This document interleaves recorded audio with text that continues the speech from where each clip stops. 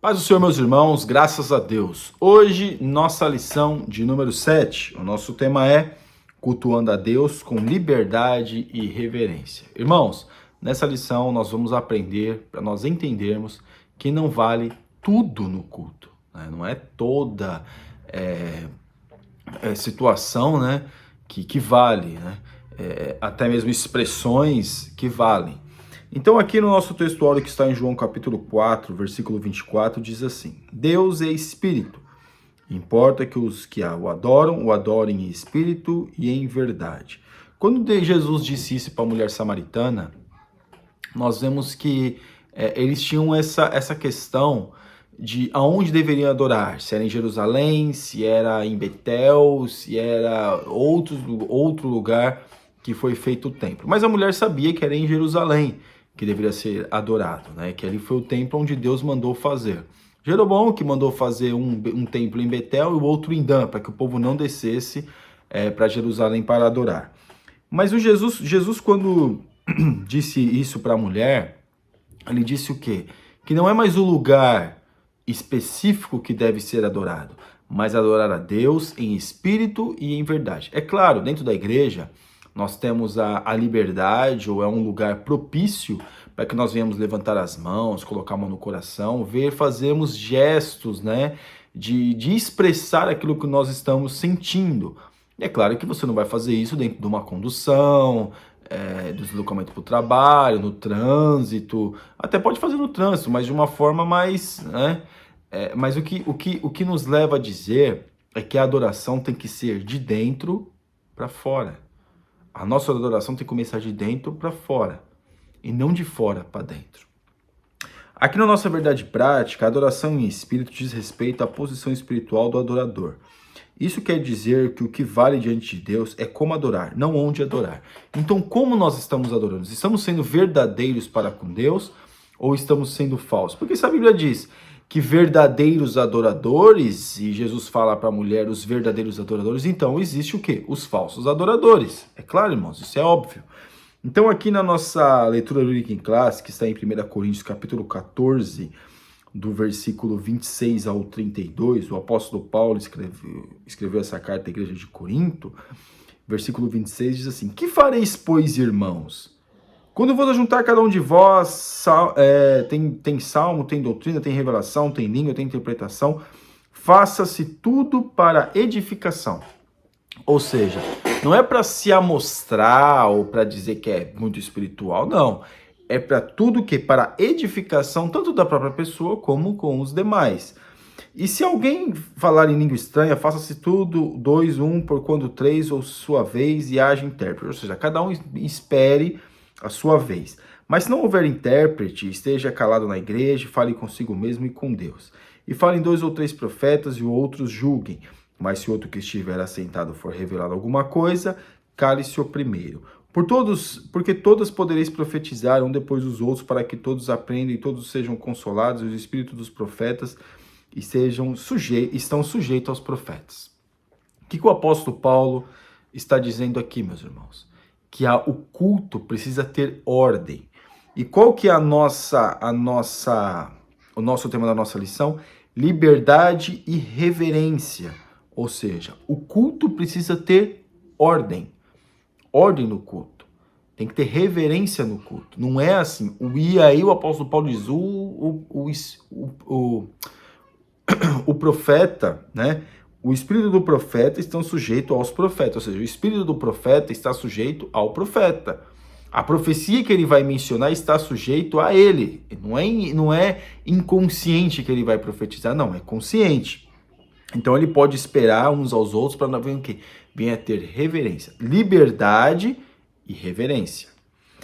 No Novo Testamento não apresenta um manual de liturgia e nem estabelecer regras de cultos. Realmente não existe como nós vemos no tabernáculo, ou até mesmo que se estendeu ao templo. Nós não vemos uma liturgia específica. Nós temos a nossa liturgia de culto, dia 3 hinos da harpa, depois um ou outro grupo canta, e depois há algum irmão que traz um testemunho, uma saudação, e algumas igrejas, de repente uma pessoa canta para tirar oferta, vem a palavra, basicamente isso é o culto.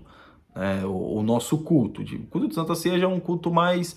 Tem a ceia, a ministração da ceia. Mas o culto é basicamente isso. Mas tem outras igrejas que começam com um louvorzão, com um grupo de louvor, que tem, ele fica forte. Não que algumas igrejas também pentecostais, até a Assembleia de Deus, Ministério do Belém, e outras igrejas que é integrada à convenção, também tem grupos de louvor, mas tem igrejas que já começam já com grupo de louvor, louvorzão, essas coisas. Então, não difere muito, porque todas as igrejas têm um tempo da palavra. O culto pentecostal, liberdade e reverência. O cristianismo não tem o objetivo de padronizar o mundo e nem destruir as culturas, né? Sua mensagem, porém, é universal.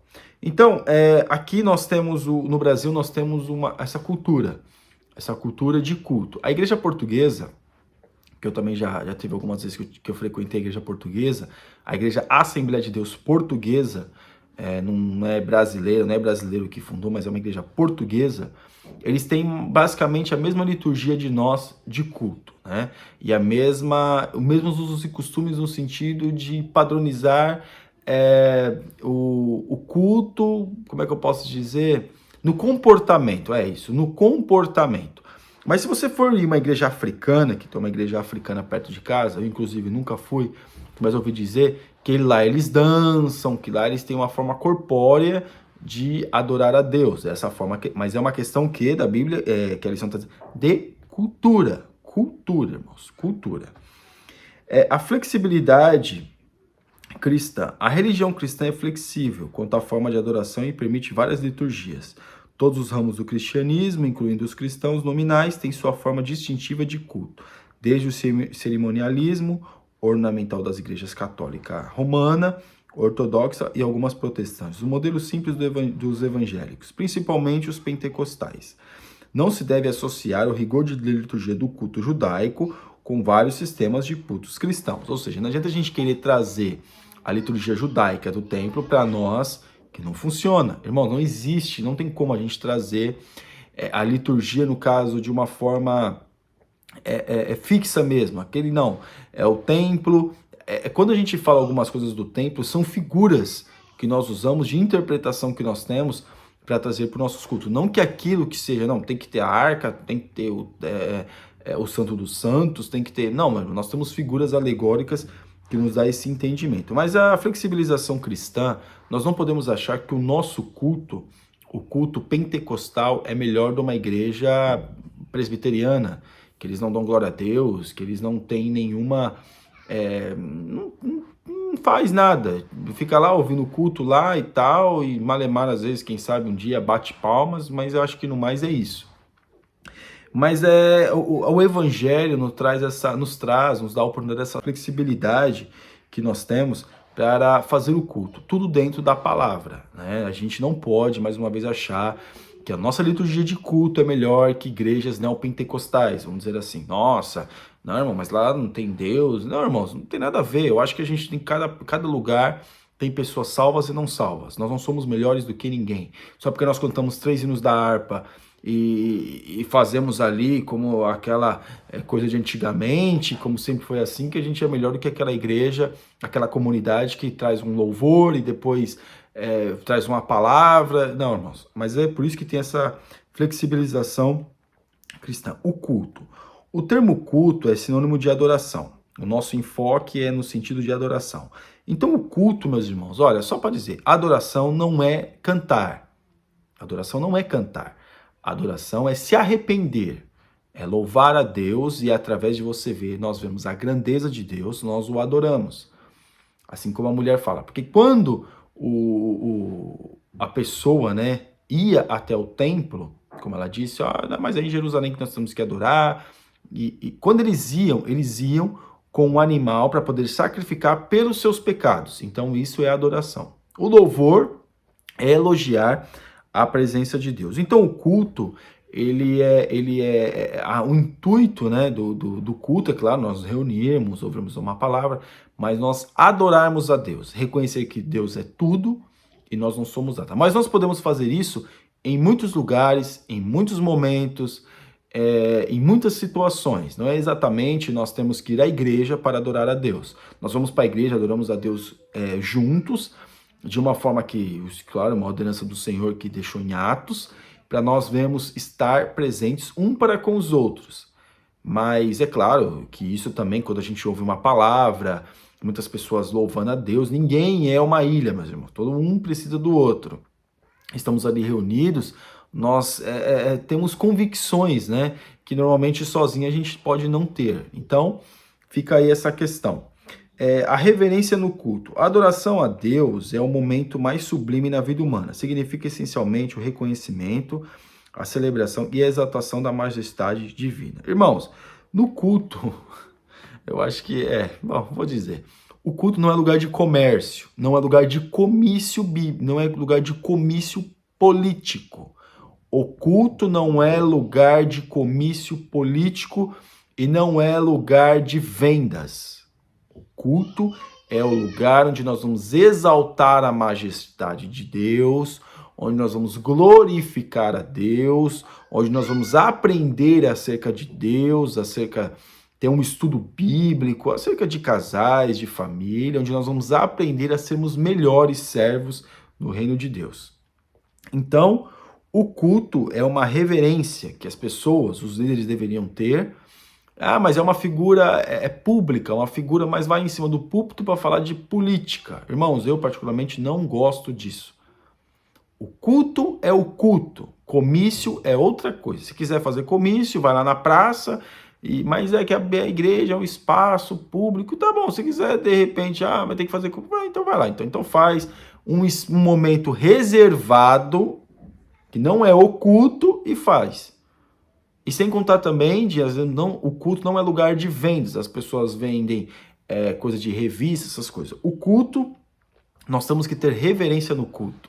Não é ir para o culto para conversar, para bagunçar na igreja. Não, é para o culto para adorar a Deus. Irmãos, são 2 horas, 2 horas e meia no culto que demora mais. Pelo amor de Deus. Quando a pessoa vai no cinema e ela vai assistir um filme, e ela fica lá 2 horas e meia ali, dá vontade até para ir no banheiro, nem vai para não perder o filme. Então por que na igreja tem que toda hora ir para o banheiro, toda hora beber água? Parece que quando chega na igreja as pessoas têm vontade de fazer tudo.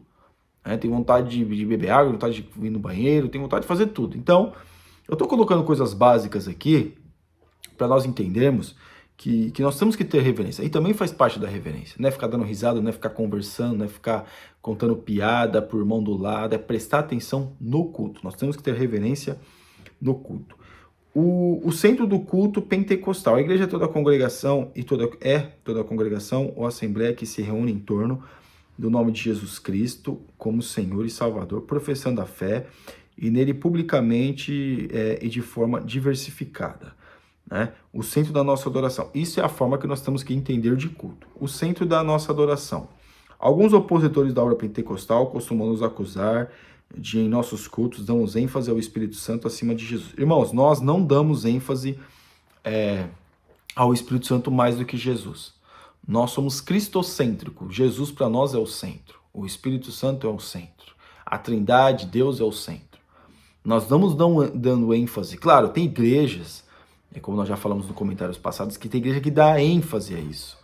Não é a figura do Espírito Santo, dá ênfase que tem que ser pentecostal. Se ninguém der glória a Deus, não falar língua estranha, se o pregador não falar língua estranha, se o pregador não der um rodopiar na igreja, se a igreja não terminar a pregação rodopiando, chorando e falando língua estranha no mistério, não foi de Deus. Irmãos, nós não podemos entender que uma pregação ou culto tem que se basear em movimentos pentecostais. Nós não podemos basear o nosso culto no movimento pentecostal.